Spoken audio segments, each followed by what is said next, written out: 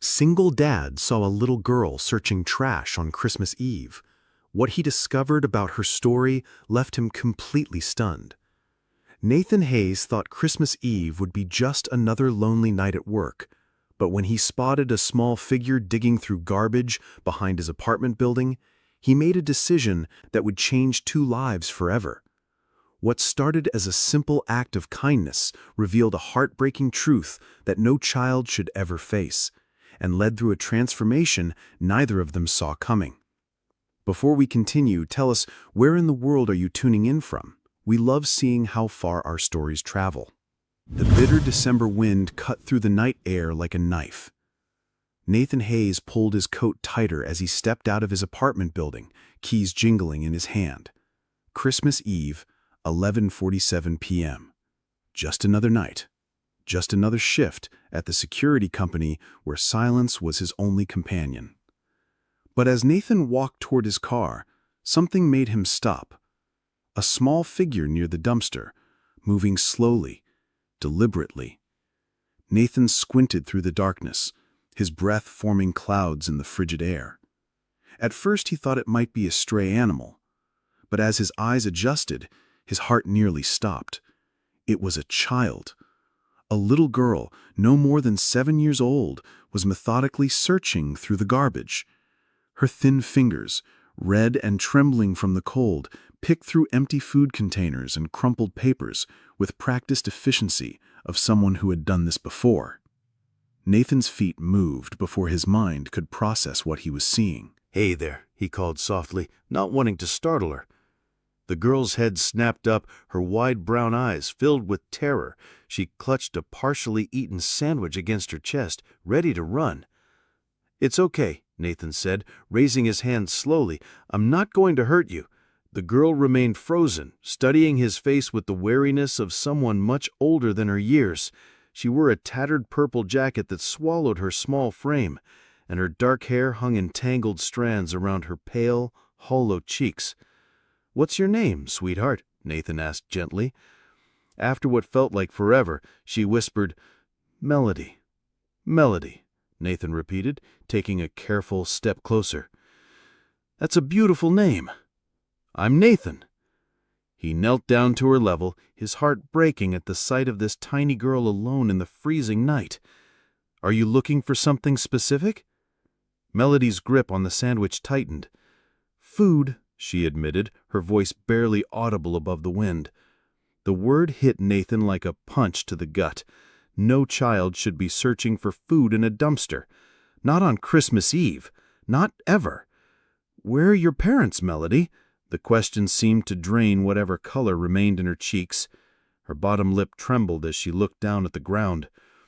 I don't have any," she said, her voice cracking. Nathan felt something twist painfully in his chest, something he hadn't felt in years, something he'd buried so deep he thought it was gone forever.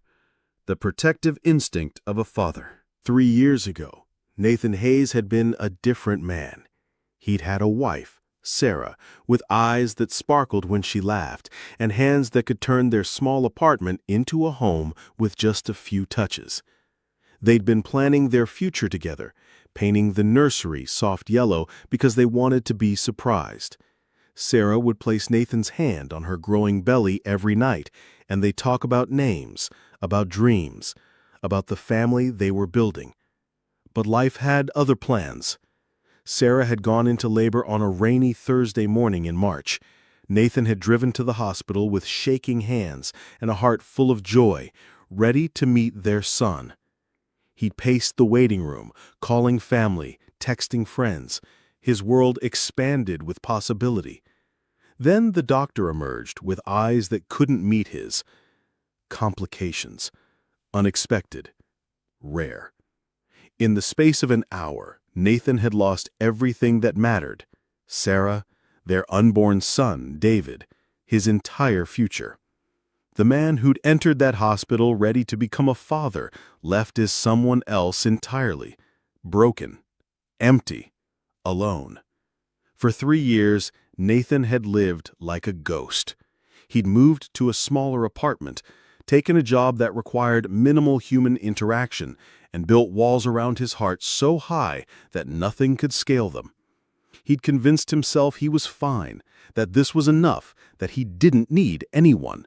Until now. "What do you mean you don't have any?" Nathan asked Melody, his voice gentler than it had been in years. Melody's eyes filled with tears she was desperately trying to hold back. "I was living with my Grandma Ruth. She was all I had after," her voice trailed off, "after my mama left when I was a baby." Nathan waited, sensing there was more. "Ruth got sick 3 weeks ago," Melody continued, her words coming faster now as if speaking them quickly might make them hurt less. "She had this cough that wouldn't go away, and she was so tired all the time. We didn't have money for the doctor, so she just kept taking medicine from the store." The little girl wiped her nose with the back of her sleeve. "One morning I tried to wake her up for breakfast, but she wouldn't open her eyes. I shook her and called her name, but she wouldn't wake up." Nathan's throat constricted. He knew that feeling, the desperate shaking, the denial, the moment when reality crashes down and changes everything. "The people in uniforms came and took her away," Melody whispered. "They said I had to go live with new families. But," her voice broke completely now, and the tears she'd been fighting finally spilled over, "but none of them wanted me to stay. They kept moving me around, and the last people, they don't care about me. So I walked here. I thought maybe if I came back to our old neighborhood, Ruth might come home too." Nathan felt tears burning behind his own eyes. This child had been bounced around the system like she was nothing more than paperwork. Forgotten, abandoned, left to survive on scraps and hope. Just like he'd felt after Sarah died, except she was 7 years old. "Melody," Nathan said, his voice thick with emotion. "How long have you been out here?" 2 days, she admitted. "I've been sleeping in the basement of that apartment complex next door. There's a broken window I can fit through." 2 days. A 7-year-old child had been surviving on her own for 2 days in December weather. Nathan stood up slowly, his mind racing. He pulled out his phone and checked the time. 12:03 a.m., Christmas Day. "Melody, I want you to listen to me very carefully. You don't have to do this alone anymore." The girl looked up at him with confusion and a wariness that broke his heart. Adults had made promises to her before. They'd all been broken. "I know you don't know me," Nathan continued, "and I know you probably don't trust grown-ups very much right now. But I promise you this, I am not going anywhere." Something in his voice, maybe the raw honesty or the way his own pain reflected in his eyes, made Melody's shoulders relax just slightly. "How about we start by getting you somewhere warm and getting some real food in you?" Nathan asked. Melody hesitated, torn between desperation and the survival instinct that told her not to trust strangers. But the cold was seeping through her thin jacket, and the sandwich in her hands was moldy on one corner. She nodded. Nathan's apartment was modest but clean. He hadn't entertained guests in 3 years, and it showed. The space was functional but sterile. No pictures on the walls, no personal touches, nothing that spoke of the life he'd once imagined building. But as he watched Melody's eyes widen at the simple warmth of central heating, Nathan saw his home differently. Through the eyes of someone who had nothing, his nothing suddenly felt like something. "Let me run you a bath," Nathan said, heading toward the bathroom. "You must be frozen." As the tub filled with hot water, Nathan gathered some of his smaller clothes for Melody to wear. A t-shirt that would be like a dress on her, clean socks, sweatpants with a drawstring that could be tightened. While Melody soaked in the warm water, probably the first bath she had had in days, Nathan heated up leftover soup and made grilled cheese sandwiches. Simple food, but warm and filling. When Melody emerged from the bathroom, swimming in Nathan's clothes, her hair clean and her cheeks pink from the hot water, she looked like a completely different child. Still thin, still wary, but human again. She ate quietly, carefully, as if she was afraid the food might disappear. Nathan watched her methodical bites and realized she was trying to make it last. "There's more," he said gently. "You can have as much as you want." Melody's eyes filled with tears again. "Really? Really?" As she ate, Nathan's mind was working. He couldn't just let her go back to the system that had failed her so completely, but he also couldn't just keep her without going through proper channels. He thought about Sarah, about the nursery they had painted, about the dreams they had had of caring for a child. Maybe this was why he'd survived when she hadn't. Maybe this was his second chance at the family that he'd lost. That night, as Melody slept fitfully on Nathan's couch, he made phone calls. He contacted the Department of Children and Family Services, explained the situation, and requested information about emergency guardianship procedures. He called his supervisor to request time off. He reached out to Mitchell, a lawyer friend from his past life, despite the late hour. Mitchell answered on the third ring, his voice groggy with sleep. "Nathan, is everything okay? It's Christmas morning, man." "Mitch, I need your help," Nathan said, and for the first time in 3 years, he meant it. As Nathan explained the situation, he watched Melody toss and turn on the couch. Even in sleep, she couldn't find peace. Her small face was creased with worry. Her hands clutched the blanket like a lifeline. "This is gonna be complicated," Mitchell warned. "The system doesn't like it when people just show up wanting to adopt. There are procedures, background checks, home studies." "I don't care how complicated it is," Nathan said, his voice firm with a determination he hadn't felt since Sarah died. "This little girl has been failed by everyone who was supposed to protect her. I won't be another person who walks away." There was silence on the other end of the line. "Nathan, are you sure about this? I mean, it's been 3 years since Sarah and the baby, and you've been pretty isolated. Taking care of a traumatized child is going to be—" "I know what it's going to be," Nathan interrupted, "and I know I'm not the same person I was before. But maybe that's exactly why I can help her. We both know what it's like to lose everything. We both know what it's like to be alone." When Nathan hung up the phone, he found Melody standing in the doorway, tears streaming down her face. "You're still here," she whispered, as if she couldn't quite believe it. "Of course I'm still here," Nathan said, kneeling down to her level. "I told you I wasn't going anywhere." "But in the morning," she started.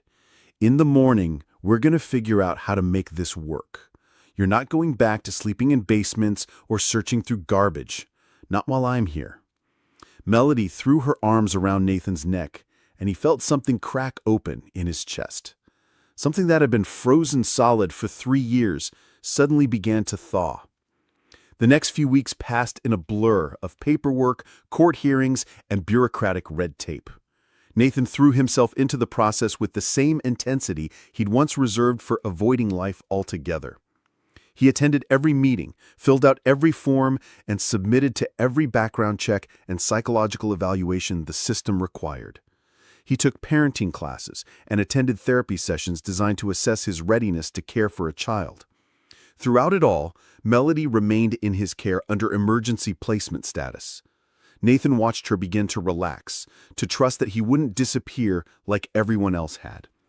But healing wasn't linear. Some nights, Melody would wake up screaming from nightmares, reliving the morning she'd found Ruth unresponsive. Nathan would sit with her until the terror passed, holding her small hand and reminding her that she was safe. Other times, she would hoard food in her room, terrified that it would be taken away. Nathan would gently redistribute it to the kitchen, explaining again and again that there would always be more. There were moments when she would shut down completely, retreating into herself, as if preparing for Nathan to abandon her too. During those times, Nathan would simply stay present, continuing their routines, showing her through actions rather than words that he was committed to staying. Nathan learned things he never thought he'd need to know: how to braid hair, how to help with homework, how to navigate a 7-year-old's complex emotions while processing his own grief and fear. But he also learned about joy again. The first time Melody laughed, really laughed, at a silly joke Nathan made while cooking breakfast, he felt his heart remember what happiness could sound like. When she brought home her first A+ in math, her face glowing with pride as she showed him the paper, Nathan understood what it meant to be proud of someone else's accomplishments. The day she started calling him Dad instead of Nathan, quietly and tentatively as if testing the word, Nathan had to excuse himself to the bathroom to cry tears of gratitude and overwhelming love. "Have you ever felt like you were meant to meet someone?" Nathan asked during one of his therapy sessions, 6 months after finding Melody. Dr. Richards, the counselor assigned to evaluate Nathan's fitness as a parent, looked up from her notes. "What makes you feel that way?" Nathan considered the question. "Before I found Melody, I was just existing, going through the motions. I convinced myself I was fine, but I wasn't living. I was hiding." He paused, thinking about Sarah, about the life they'd planned that had been cut short. "When Sarah died, when we lost the baby, I thought that was it for me. I thought my chance at being a father died with them.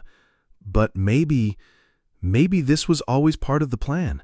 Maybe I needed to go through that loss to understand what Melody was feeling. Maybe I needed to know what it was like to have your whole world disappear so I could help her rebuild hers." Dr. Richards nodded thoughtfully. "And how has caring for Melody affected your own healing process?" Nathan smiled, a real smile that reached his eyes. "She saved me. I thought I was rescuing her that night, but she was rescuing me too. She gave me a reason to live again, a purpose." He looked out the window, where Melody was playing on the playground visible from the office, her laughter carrying on the spring air. "I was drowning in my grief, and I didn't even realize it until I had someone else to care for, someone who needed me to be strong. She made me want to be the man Sarah always believed I could be." If this story is touching your heart, let us know in the comments. Have you ever experienced a moment where helping someone else ended up healing you too? The courthouse was busier than Nathan had expected for a Tuesday morning. He sat in the hallway outside the family court, his leg bouncing with nervous energy. Melody sat beside him, wearing her favorite purple dress, not the tattered jacket she'd been wearing that first night, but a beautiful new dress that actually fit her properly. "Are you nervous?" she asked, her small hand finding his. "A little," Nathan admitted. "Are you?" Melody considered this seriously. "I think I'm excited nervous. Like when you're about to open a present you really, really want, but you're scared it might not be what you hoped for." Nathan squeezed her hand. "What are you hoping for?" "For you to be my real dad forever, not just until someone decides I have to go somewhere else." Nathan's throat tightened. "That's what I'm hoping for, too." When their case was called, Nathan and Melody walked into the courtroom hand in hand. Mitchell was there, along with the social worker who had been overseeing Melody's case and the guardian ad litem appointed to represent Melody's interests. Judge Patricia Hernandez looked over the paperwork spread across her desk. She'd been a family court judge for 15 years, and she'd seen every kind of situation imaginable. But there was something about this case that had stayed with her since the first hearing. "Mr. Hayes," Judge Hernandez began, "when we first met 6 months ago, you were a single man with no experience raising children, requesting emergency guardianship of a child you'd known for less than 24 hours. I'll admit, I had my concerns.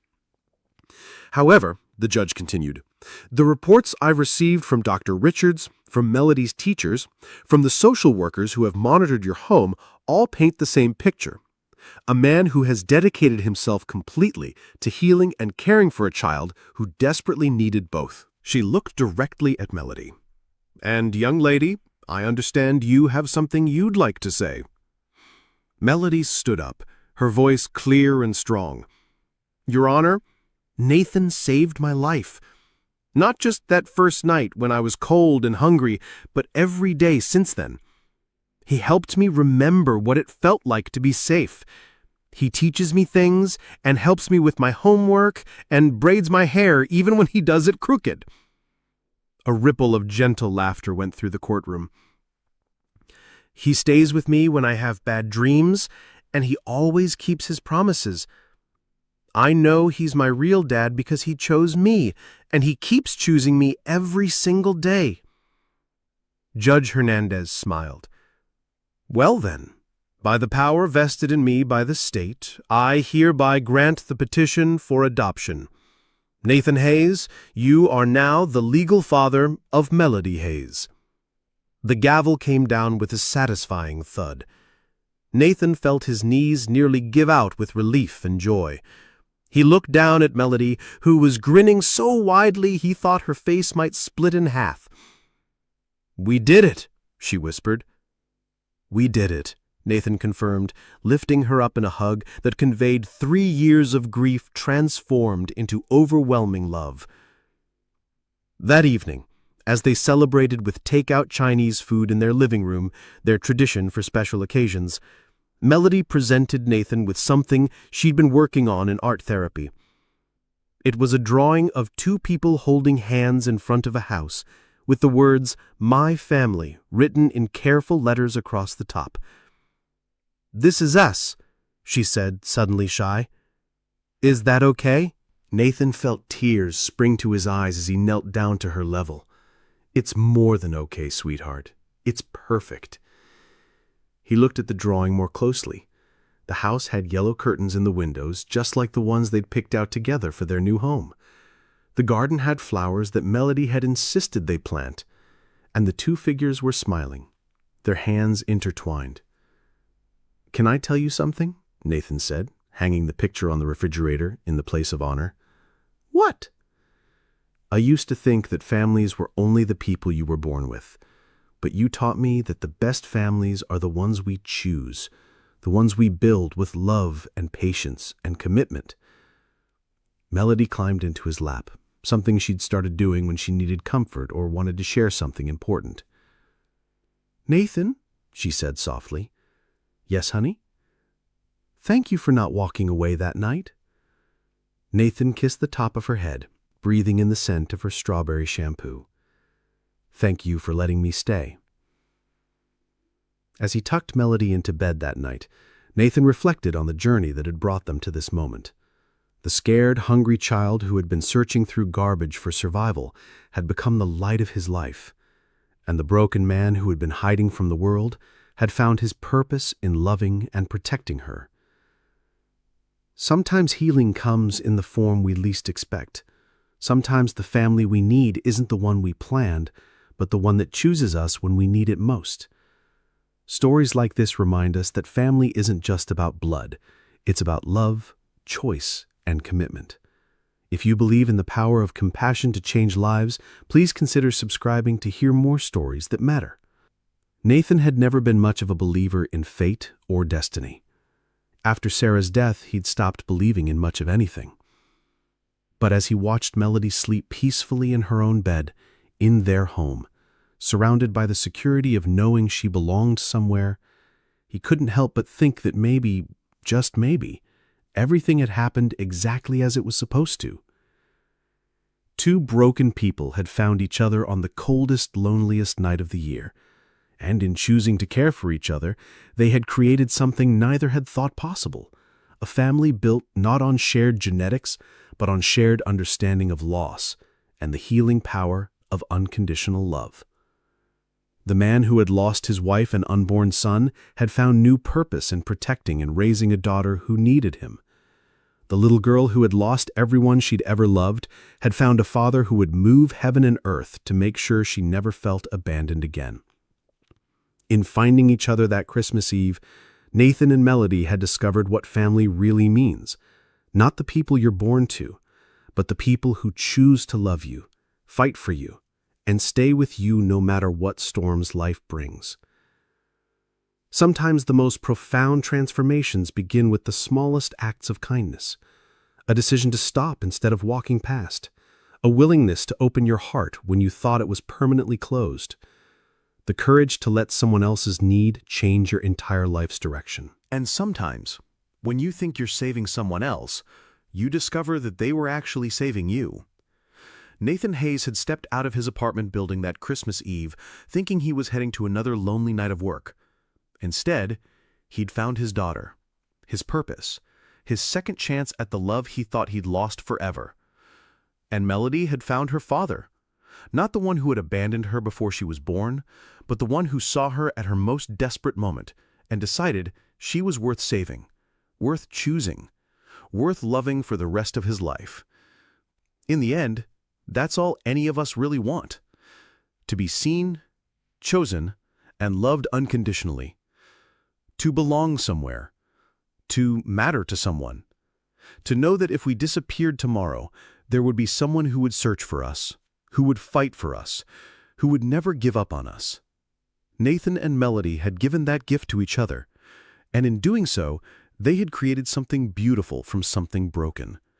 They had built a family from the ashes of loss and the foundation of love. That's the stunning truth that left Nathan speechless that Christmas Eve. Sometimes the family you need most is the one you never saw coming.